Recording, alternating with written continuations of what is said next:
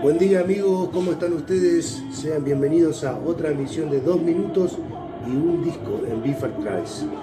Hoy lo que vamos a hablar, hoy vamos a traer a colación un género, siempre tratamos de eliminar los géneros, pero a veces no se puede. Se trata de este disco que es el 9º disco de estudio de Steely Span, banda emblema del folk inglés. Como todo el mundo sabe, vamos a hablar de un poco de lo general a lo particular.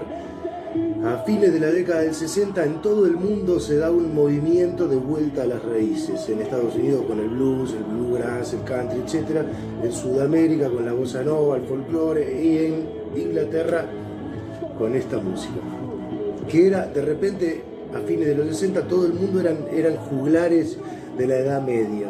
Y bueno, y de esas bandas, a partir de Incredible String Band, Donovan incluso, bueno, hay millones. Quizás los Steely Span eran los más tradicionales de todos, los más reacios a incorporar elementos de la música actual.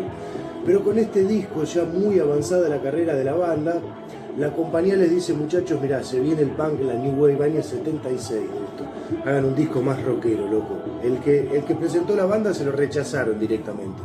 Y la banda entrega este disco que supuestamente es el más rockero y menos tradicional de la banda, pero no es tan así. O sea, todos los elementos que hicieron grandes a estos tipos siguen cantando presente. En Rocket Cottage, 9º disco de estudio de Steely Span del año 76.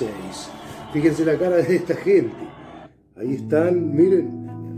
La banda tiene una herramienta infalible en Maddie Pryor, una de las más grandes cantantes salidas de la isla de Albion, de la vieja Albion de Inglaterra.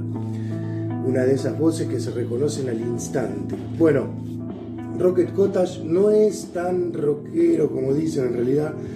Sí tiene sus guitarras, pero todos los elementos que hicieron grande esta banda están ahí. Es un gran disco para introducirse en el folk inglés para quienes no tengan la menor idea de qué se trata el género.